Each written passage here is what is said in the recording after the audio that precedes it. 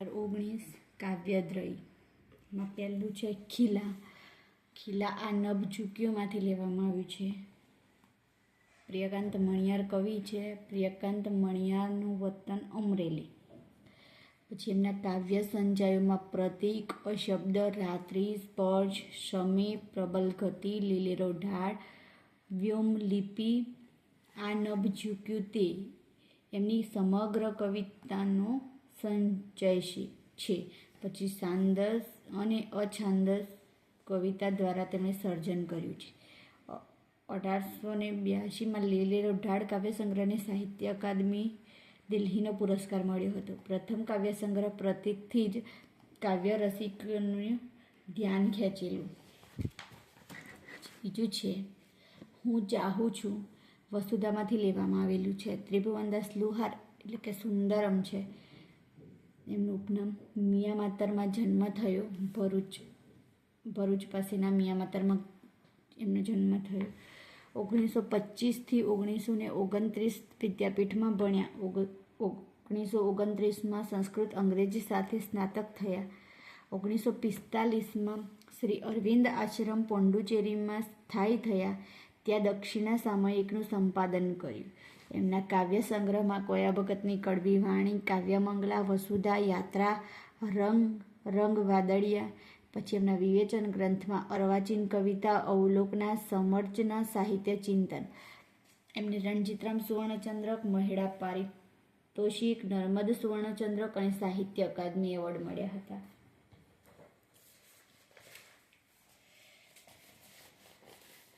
કાવ્યદ્રયમાં પ્રથમ ખીલાનું સ્વાધ્યાય પ્રશ્નો જોઈએ. ખીલા કાવ્યનો કેન્દ્રવર્તી વિચાર સ્પષ્ટ કરો. પ્રશ્ન 1. ખીલા કાવ્યના કેન્દ્રમાં ઈસુ ખ્રિસ્તને વધ સ્તંભ પર ખીલે જડી દેવાનો પ્રસંગ છે. આ કાર્ય અવિચારી અને અજ્ઞાની જનોના હાથે થયું હતું. ખીલે જડી દેવાથી ઈસુ ખ્રિસ્તના દેહમાંથી લોહી નીતરી રહ્યું હતું.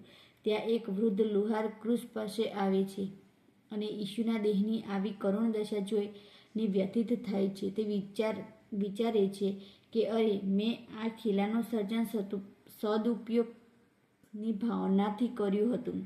એનો આવો દુરુપયોગ થશે એની તો મને કલ્પના જ ન હતી. જો કે કવિની દ્રષ્ટિએ ઈસુ ખ્રિસ્તને ભલે ખીલે જડી દીધા, પણ એમના દેહમાંથી નીતરતું લોહી જાણે સૂર્ય જેવું પવિત્ર અને શુદ્ધ છે. એમની આંખો ચંદ્રની શીતળતાના માધુર્યથી શોભે છે. આમ ખીલા કાવ્યનો કેન્દ્રવર્તી વિચાર એ છે કે સંસારમાં સર્જનાત્મક અને સંહારાત્મક એ બે વૃત્તિઓ ધરાવતા માણસો હોય છે, પરંતુ સર્જકે સારા હેતુથી કરેલ સર્જન વિનાશક રૂપે જોવા મળે ત્યારે સર્જક વ્યથિત થાય છે.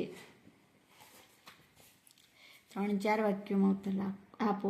ખીલા કાવ્યમાં કૌંસમાં આપેલી કાવ્ય પંક્તિ દ્વારા કવિ શું કહેવા માંગે છે? ખીલા કાવ્યમાં કવિએ કૌંસનો વિશિષ્ટ ઉપયોગ કાવ્યના ગૂઢ સંદેશને વ્યક્ત કરવા માટે કર્યો છે. વૃદ્ધ લુહાર પોતાના હાથે ગળેલા ખીલા વડે વધસ્તંભ ઉપર જડેલા ઈસુ ખ્રિસ્તને જુએ છે.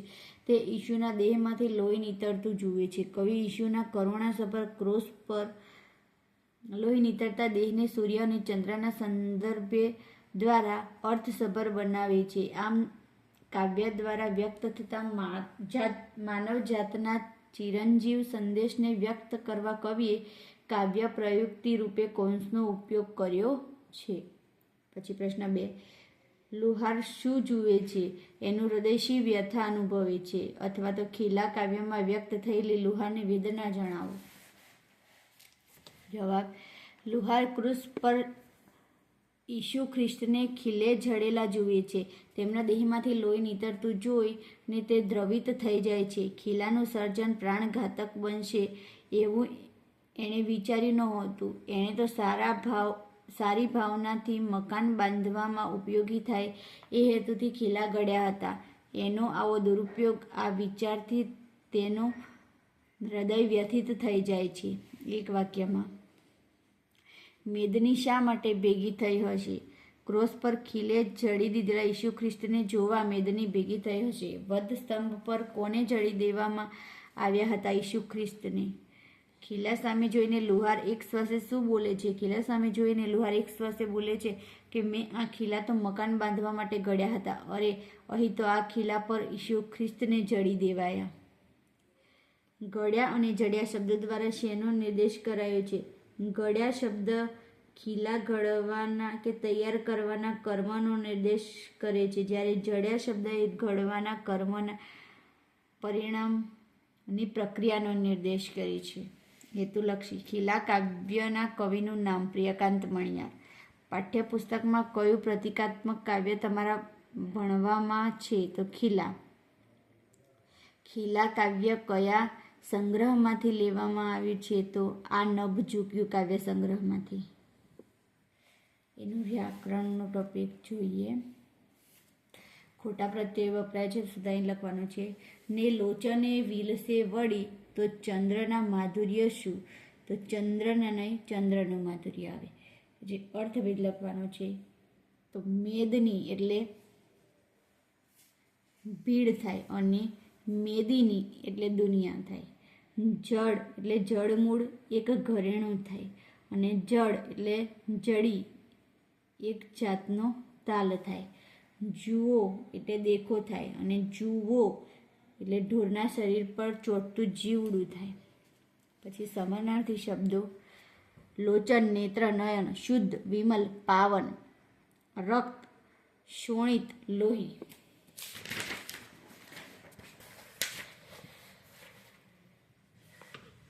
કાય, તન, દેહ, ભીડ, ટોળું, મેદની. શબ્દસમૂહ માટે એક શબ્દ. ઈશુનો વધસ્તંભ, ખ્રિસ્તીઓનું ધાર્મિક ચિહ્ન, ક્રૂસ. પછી જોડણી સુધારીને લખવાની છે. પછી સંયોજક શોધીને લખવાના છે. ને લોચને વિલસે વળી તો ચંદ્રનું માધુર્ય શું? જો તો. 2. મેં મકાનો બાંધવાને જે ઘડ્યા રે તે ખીલા તો અહીં જડ્યા જે તે. જે થકી નીતરી રહ્યું રે રક્ત એવું શુદ્ધ જાણે સૂર્યનું. એમાં પણ જે તે. પછી હું ચાહું છું નો પ્રશ્ન જોઈએ.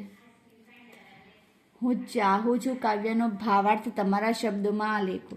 તો હું ચાહું છું કાવ્યમાં કવિ સાચી ચાહના એટલે કે સાચા સ્નેહનું મહત્વ સમજાવ્યું છે. સમાજની સુંદર વસ્તુ કે વ્યક્તિ પ્રત્યે સૌને સ્નેહ થાય છે, પરંતુ અસુંદર વસ્તુ કે વ્યક્તિ કોઈને પસંદ નથી, એને કોઈ ચાહતું નથી. કવિને તો સૃષ્ટિમાં જેટલી અસુંદર વસ્તુ કે વ્યક્તિ હોય તેને પણ અતિશય ચાહીને સુંદર બનાવી છે, કારણ કે કવિ જાણે છે કે સંસારના સર્વ નાશવંત સંબંધો કરતાં શાશ્વત સ્નેહ સર્વોપરી છે. આથી કવિ આ કાવ્યમાં જીવનના રાગ, દ્વેષ, ઊંચ નીચ, સુંદર અસુંદર વગેરે દ્વંદ્વોથી મુક્તિ મેળવવા માટે સાચા સ્નેહને પ્રાધાન્ય આપે છે. 3-4 વાક્યોમાં જવાબ આપો. સુંદરમ કોને ચાહવા ઈચ્છે છે? શા માટે? સુંદરમ સૃષ્ટિની સર્વ અસુંદર ચીજોને ચાહવા ઈચ્છે છે, કારણ કે તે અસુંદર ચીજોને ચાહીને સુંદર બનાવવા માંગે છે. આમ કરીને કવિને રાગ, દ્વેષ, ઊંચ નીચ, સુંદર અસુંદર વગેરે દ્વંદ્વોથી મુક્ત થઈને સ્નેહના સત્યને આત્મસાત કરવું છે. પછી હેતુલક્ષી પ્રશ્નો. હું ચાહું છું કાવ્યના કવિનું નામ? સુંદરમ. સુંદરમ ઉપનામ કયા કવિનું છે? તો ત્રિભુવનદાસ પુરુષોત્તમદાસ લુહાર. હું ચાહું છું કાવ્ય કવિના કયા સંગ્રહમાંથી લીધું છે? તો વસુધા. વ્યાકરણ. સમાનાર્થી શબ્દો. ચાહ, હેત, પ્યાર, બધું, સઘળું, સર્વ, વસ્તુ, ચીજ, સરસામાન, સૃષ્ટિ, વિશ્વ, જગત, વસુધા, પૃથ્વી, ધરતી. સંયોજક શોધીને લખવાનું છે. ને જે અસુંદર રહી તે સર્વને મૂકું કરી સુંદર ચાહી. તો જે તે.